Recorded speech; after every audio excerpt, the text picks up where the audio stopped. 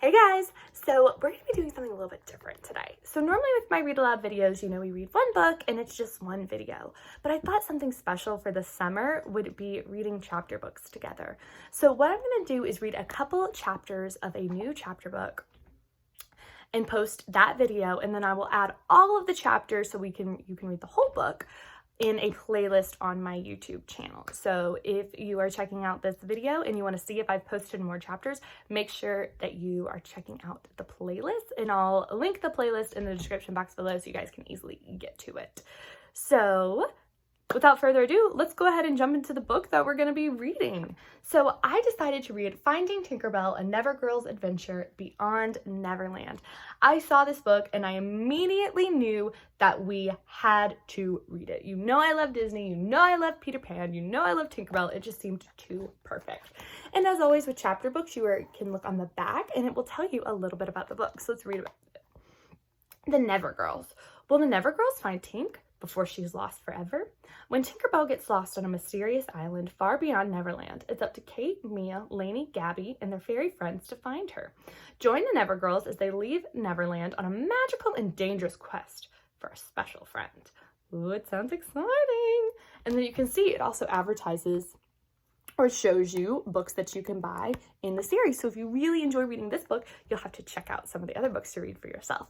So this is going to be a bit of a longer video because I am going to read, I think 2 or 3 chapters today. So grab a snack, grab a blanket, grab a stuffed animal friend. I've got Baby Yoda sitting in my lap because I love to read with a friend. So you are nice and comfy and ready to settle in for a great story. Let's go ahead and start reading Beyond Neverland. So I'm going to go ahead and show you. It's got this picture of each of the girls right here, the Never Girls. This is Mia. She loves dresses, roses, and anything beautiful. This is Gabby. She believes in fairies more than anyone. Lainey dreams of talking to animals. And Kate craves adventure and excitement. And then there's a little note right here. Far away from the world we know, on the distant Never Seas, lies an island called Neverland. It's a place full of magic where mermaids sing, fairies play, and children never grow up. Adventures happen every day and anything is possible. Though many children have heard of Neverland, only a special few ever find it. The secret they know lies not in a set of directions, but deep within their hearts, for believing in magic can make extraordinary things happen. It can open doorways you never even knew were there. One day, through an accident of magic, 4 special girls found a portal to Neverland right in their own backyard. The enchanted island became the girls' secret playground. One they visited every chance they got. With the fairies of Pixie Hollow as their friends and guides, they made many magical discoveries. But Neverland isn't the only island on the Never Sea. When a special friend goes missing, the girls set out across the sea to find her. Beyond the shores of Neverland, they encountered places far stranger than they could have ever imagined. This is their story. And then there's a map of Neverland right here. So when we are reading, we can refer back to this map and visualize what Neverland looks like. Man, I wish we read this book when we studied maps. This would have been super helpful. So you can see there's Pirates Cove. They're using the labels and little mini pictures so you know what is in Neverland. Pixie Hollow, Towards Mountains, Skull Rock, and Mermaid Lagoon. What place would you like to visit? Pirates Cove sounds pretty cool, but I think I'm going to have to go to Mermaid Lagoon if I had to pick. Chapter 1. The box sat on a high shelf, peeking out from behind a stack of old magazines. It was a plain brown box, dusty with neglect. It looked no different from a dozen other boxes in the basement, and yet 6-year-old Gabby Vasquez was sure she'd never noticed it before. Gabby turned to her older sister, Mia, who was lying on the couch with her nose stuck in a book. That sounds like me. What's in there? Gabby asked, pointing at the box. Mia glanced up. Junk, probably, she said with a sulk. Mia was in a bad mood. It was the first Saturday of summer, and the sisters' plans to go swimming had been spoiled by a sudden rainstorm. Instead of splashing in the pool with their friends, they were spent the morning moping around the house and squabbling over the remote control. At last, in exasperation, their mother had sent them both down to the basement to get them out of her hair. As Mia went back to reading, Gabby looked around the room. An old wooden chair sat in the corner. Gabby grabbed it and dragged it noisily over to the shelf. Mia watched her over to the top of her book. Gabby climbed onto the chair and reached for the box. Even on her tiptoes, she couldn't quite touch it. She climbed off the chair and found a pillow. She put the pillow on the chair. Then she stepped on top of it and reached for the box again. Beneath her, the chair wobbled. With a loud sigh, Mia set her book down. For Pete's sake, Gabby, don't hurt yourself. I'll get it. Mia climbed onto the chair and took down the box, which was taped tightly shut. Someone had written across the top in big, fat, black marker. Gabby knew all her letters, but sometimes she still had trouble with long words. What does it say? She asked. Treasure, Mia read. Handle with care. The girls raised their eyebrows at each other. I'll get the scissors, Gabby exclaimed. She raced up the stairs and hurried down a moment later with the kitchen shears. Mia reached for them, but Gabby held the scissors out from her grasp. I get to open it. I saw it first. Careful, Gabby. Mia hovered over her sister as she sliced through the packing tape and pulled open the flaps. The box was of crumpled yellow newspaper. The girls eagerly began to dig through it. I've got it. Oh! Mia lifted something from the box, then sat down with a disappointed sigh. It's only a boat. Only isn't the right word, Gabby thought. True, the little wooden boat wasn't fancy. Its green paint was chipped and faded, and it didn't have a lot of sails or a dragon-shaped prow or anything else grand. It was just a humble little fishing boat, with a squat cabin, a single sail, and a net made out of string. Even the name was funny. Tino's Treasure was painted on the side in wobbly, uneven letters. But Gabby sensed something special about it right away. Let me see, she said, reaching for the boat. The moment it was in her hands, a shiver ran through her.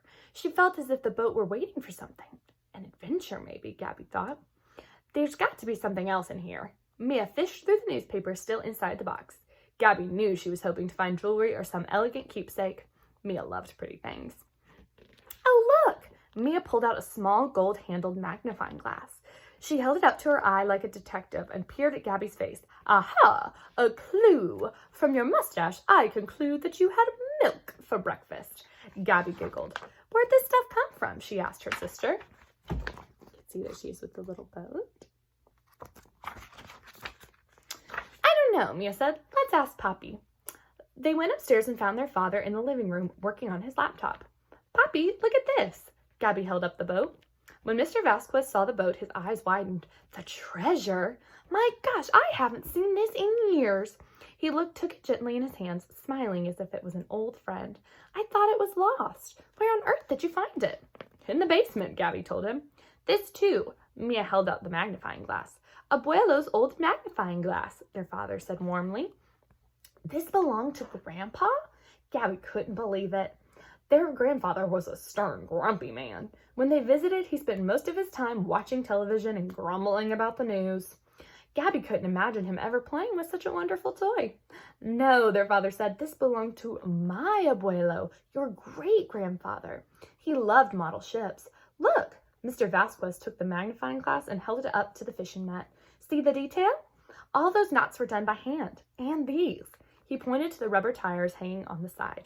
These bumpers came off an old toy car. I used to spend hours playing with this. I pretended it was my boat and imagined all the adventures I could have. Gabby had a hard time imagining that too.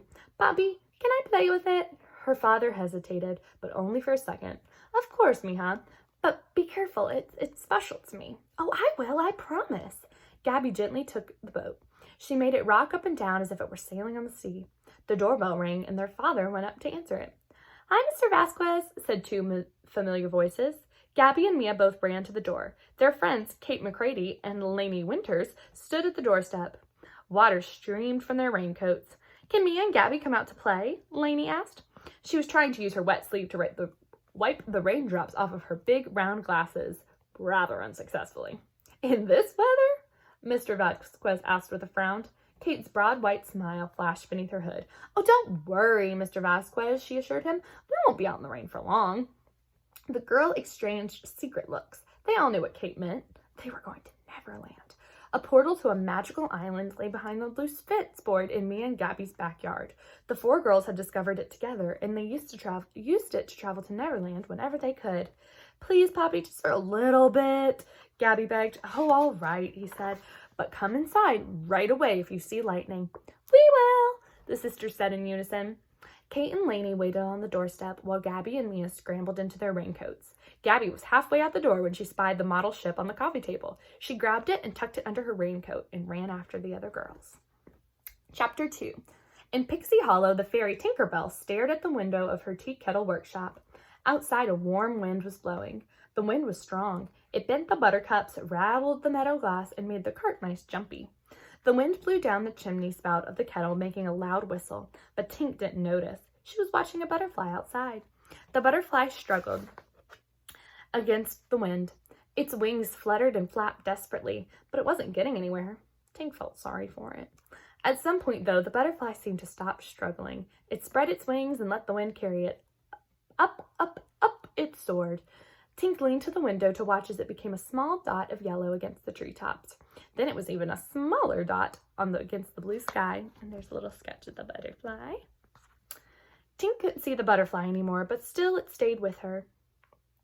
In her mind, she was the butterfly, flying high above Neverland, higher than she'd ever gone. She could see beyond Neverland, across the sea, all the way to the edge of the world, where the sky was pink and purple and gold, and even some colors she'd never seen. She could... Tinkerbell! Tink! Tink! Tinkerbell snapped out of her daydream. Her friend Bobble the Sparrow Man was standing in the doorway of her workshop. He had a large, greasy black pot in his skinny arms. He frowned at Tink with concern.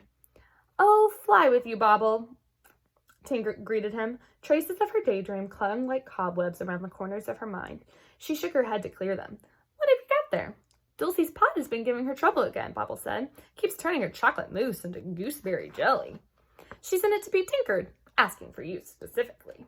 "I'll take a look at it," Tink replied. "You can leave it there." Bobble set the pot down with a grunt of relief. "That pot's got a mind of its own. I swear if it made itself heavier the whole way here. I kept telling Dulcie she ought to have someone make her a new one, but she wouldn't hear of it. She says she's attached to the old thing." "That's okay," Tinkerbell said. "I like a challenge." Tink turned to her work table, and Bobble continued to stand in the doorway, blinking at her through his glasses. They were made up from 2 dewdrops held in place by wire frames, and they made his eyes look enormous. It was hard not to notice him staring. "Is there something else?" Tink asked. Bobble cleared his throat. "If you don't mind me asking, are you feeling all right?" "Yes," Tink answered. "Why?" "It's just you don't seem yourself lately," Bobble said. "I'm all right," Tink replied, rubbing her forehead. "I think I've just got a bit of island fever." "Fever?" Bobble's brow furrowed. "Should I call the nursing fairy?" "No, not that kind of fever," Tink sighed and looked out the window again. "Bobble, don't you ever get the urge to fly beyond Neverland?" Bobble shook his head. "Can't say that I do. Sometimes I feel, I don't know, like I'm missing something. Like maybe there's more I could be doing than just fixing pots and pans." "It's the south wind," Bobble told her. "It's been blowing hard lately. You've got to be careful when the wind blows from the south. Strange things are bound to happen. It can put odd notions in your head." Maybe," said Tink. She didn't believe that south wind nonsense. "Well," Bobble peered at her carefully. "You sure you're all right?" Tink gave him a reassuring smile. "Yes, Bobble, I'm perfectly fine." There she is staring out the window, and there's Bobble bringing her the pot. "Just let me know if you need anything." Bobble closed the door behind him. When he was gone, Tink turned to Dulcie's pot. It was the first time she'd had to fix it. It wasn't the first time she had to fix it. Bobble was right about that pot having a mind of its own. No matter which ingredients the baking fairy used, the pot only cooked what it felt like making. It was just that sort of a problem Tink usually liked, but today her heart wasn't in it. She examined the pot for a few moments, then set it aside. From beneath her work table, Tink pulled out a map. She unrolled it across the table, weighing the corners down with her tinker's hammer and pots of glue. The map was made of birch bark so old it was starting to turn yellow. She had to take extra care that the edges didn't crumble. In the center of the map was a drawing of Neverland, but that didn't interest Tink. She knew Neverland like the back of her hand. What caught her eye were the words scribbled off to the side. Someone had written in a faint, spidery handwriting, "Shadow Island." There she's looking at the map. What was Shadow Island? Tink had been wondering ever since she found the map of the Home Tree Library, shoved behind a shelf of books about caterpillar farming. She had crossed the sea dozens of times on adventures with Peter Pan, but she'd never seen Shadow Island. She'd never even heard of it. Tink squinted at the map. She could see other lines overlapping the drawing. They were smudged and faint, as if someone had drawn something there and then erased it. Like a shadow, Tink thought. A spark of an idea had grown in Tink's mind. If there really was a shadow island, maybe she could be the fairy to find it. But how? A fairy could only fly so far before her wings gave out. Of course, she could ask her old friend Peter Pan to come. He would carry her when she got too tired, but Peter was unreliable. One minute he'd be there, the next he'd be off chasing eagles or playing with mermaids. Tink knew she couldn't count on him. Bah, Tink said, rolling up the map. Why was she wasting her time with mysteries and maps? She was a tinkering talent fairy, and her place was here in Pixie Hollow. Goodness knows she had plenty to do. Tink went back to working on Dulce's pot. She had just located the source of the problem, a patch of rust that was making the pot surly. When she heard a whistle, her ears perked up. This time, it wasn't the wind whistling in her chimney spout. It was a reed whistle. It sounded one twice. But the gasp, Tink let go of the pot and fluttered into the air. The whistle was a scout's alarm. A fairy was in trouble. Chapter 3. Gabby and the other girls had almost reached the home tree when they'd heard the whistle. It was a thin piping sound, faint but urgent, coming across the meadow. From all over Pixie Hollow, fairies came fluttering. They emerged from tiny doorways that lined the home tree's branches, and they dropped their thimble buckets and pine needle brooms to the ground. They left behind their herds of caterpillars and field mice and flew towards the meadow. "What's happening?" Mia called out to the fairy as she darted past. The fairy barely paused. "It's the scout's alarm. Someone needs help." A fairy was in trouble. Gabby set down her great-grandfather's boat between the roots of the home tree and ran after the other fairies. The other girls were right behind her. They followed the whistle all the way through the meadow to the orchard on the far side. The orchard was usually one of Gabby's favorite places in Pixie Hollow. Plum, apple, and cherry trees grew there, and the grass was soft and green. Gabby loved to lie in the shade of an apple tree and watch the harvest talent fairies buzz back and forth picking ripe fruit. But today, the orchard was still. The harvest fairies hovered next to their trees. They looked as if they were under a spell. As the other fairies flew into the orchard, they stopped too and stared at something on the ground. At first, Gabby didn't see it. As she ran forward, Mia suddenly grabbed her arm and pulled her back. "Gabby, watch out!" Then Gabby saw a snake lay in the tall grass. It was long and green, as thick as a jump rope. A few feet away, a lone fairy cowered at the base of the tree. The whole orchard seemed frozen. Everyone watched the snake. The snake watched the fairy. Slowly, the snake lifted its head and tasted the air with its tongue. "Why doesn't the fairy fly away?" Gabby whispered. I don't think she can," Kate whispered back. "She's too scared. She has no glow." The fairy's glow had gone out completely. She looked no brighter than a mouse. "She's afraid to move," Lainey agreed. "A snake can strike much faster than a fairy can fly." Two animal talent fairies, Fawn and Beck, had flown as close to the snake as they dared. They were talking to it in low voices. Gabby hoped they were telling it to go away, but the snake took no notice of them. It seemed to be in a trance. Oh my goodness, I would be so scared if a snake was that close to me. Its head swayed a little, and its tongue flicked again. Gabby couldn't stand it. "Somebody do something," she begged. Out of the corner of her eye, she saw Kate's hand creep into the air and twist an apple off the tree above them. Kate's wrist snapped forward, lightning quick. The apple struck the ground right in front of the snake, startling it. The snake coiled in on itself. The movement broke the spell in the orchard. Two scouts swooped in and whisked the petrified fairy away. Other fairies flew at the snake, shouting and clacking pebbles together. The girls joined in making a racket. They stomped their feet and hollered, and they banged sticks together. The snake coiled tighter. It looked annoyed. There went his lunch, and now all this noise was making things worse. As the clamor grew, the snake decided it had had enough. It uncoiled and it slithered away. The fairies and the girls cheered.